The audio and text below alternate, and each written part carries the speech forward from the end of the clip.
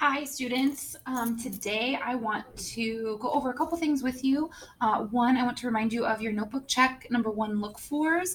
And number two, I want to kind of expand on some of the things that we talked about yesterday with character archetypes. And so we're going to do that today together, just via video. So you should be watching this on your own. When you are finished with this video, I want you to begin work in your notebooks again and go back into your stories. Either you are finishing your stories or you are kind of halfway through your second story. For 7-8, you are probably getting close to halfway to 3/4 of the way through Fahrenheit 451. But just a reminder, if you look at the screen here, the things that you need to go over in your notebook check are how have things gone wrong, the rules and customs of the world in our stories, power, the power dynamic, so who has it, who wants it, who resists it, who kind of submits to it, and then the character archetypes that we went over yesterday, and then we're going to expand on those today. Just a reminder, if you do all of those things listed and you do them well, that is how you show proficiency, which means that that's a B. If you want to go above and beyond to earn that A, you have to be doing recursive notes, which is you going back into your notes and probably using a different color to show how you've expanded your thinking from kind of this is where I started when I first read through, then I reread, or I went back in my notes and this is now what I think. And then also, what else are you tracking? So things that we're not necessarily talking about in class, but things like symbolism or character relationships or just other character analysis that you're seeing. Maybe you're bringing in some other character types or archetypes. So today we are going to follow along with me, and I'm talking to you a little bit about complex characters and their archetypes. So the first thing that we want to think about is what happens when a character fits more than one archetype, right? Or potentially, what happens if they don't really fit them at all? I know those of you reading the Velt, it's kind of confusing as to who's the good guy and who's the bad guy as far as the parents versus the kids. So what I want to think about is Star Blossom.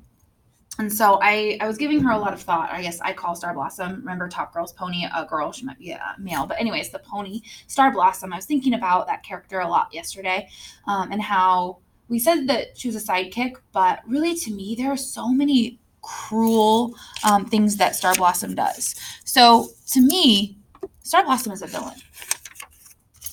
And kind of my evidence to support that is we know that just based on the archetypes that we talked about yesterday, a villain is someone who is cruel and evil, and they have motivations that are like to go through the plot to help motivate the plot. Curtis just walked in. Curtis, I'll see you in a second. Okay, bud?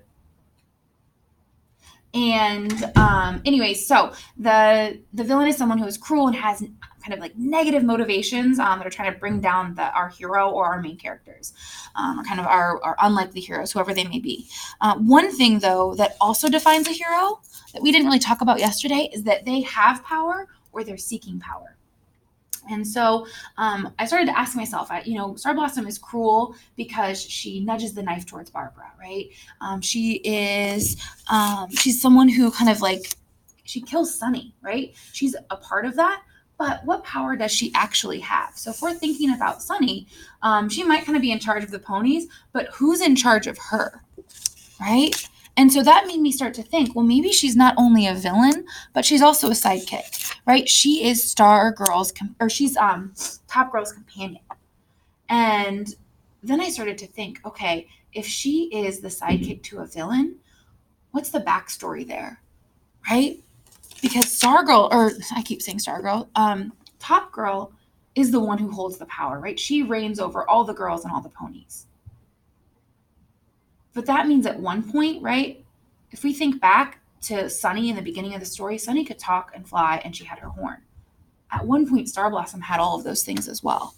And so I started to feel like pity for Star Blossom.